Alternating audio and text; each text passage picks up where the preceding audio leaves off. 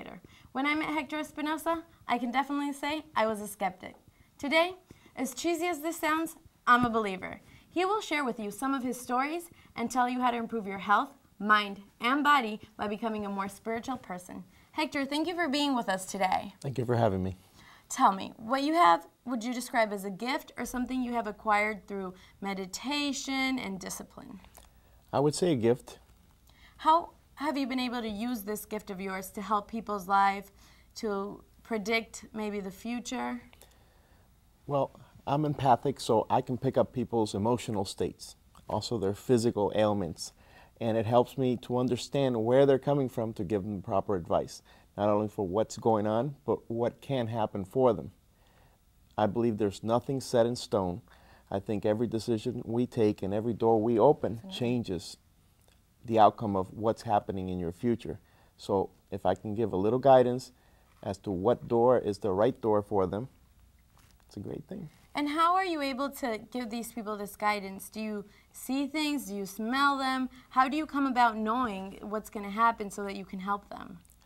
Well, I can channel, Okay. I can see, I can hear, I can smell, and mostly I can sense.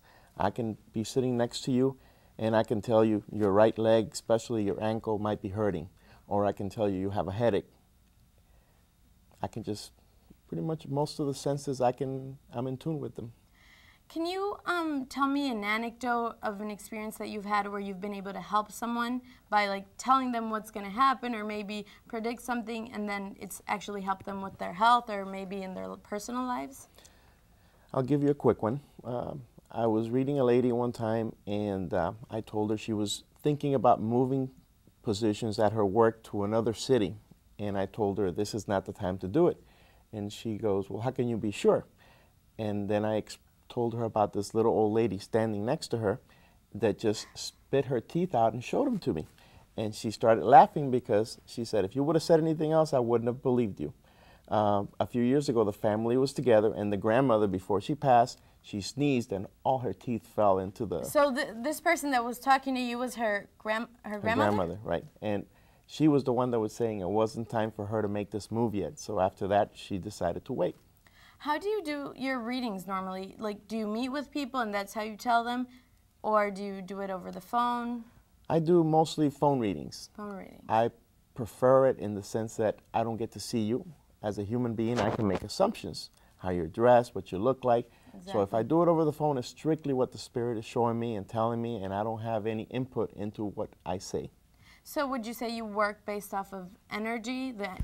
Do you get that energy from just talking to a person over the phone, or? Yes, it's all energy. For example, over the phone, there's a connection, an electrical connection.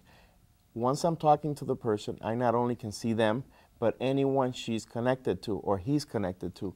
I read a lady the other day when I told her, your mom is going to go to the hospital. She goes, no.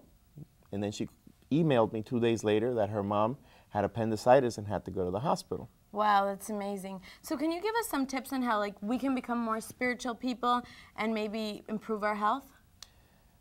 I believe it's all tied together. It isn't just spirituality, it is the human condition. If we are good to one another, if we can smile at someone and make their day, that makes us a better person.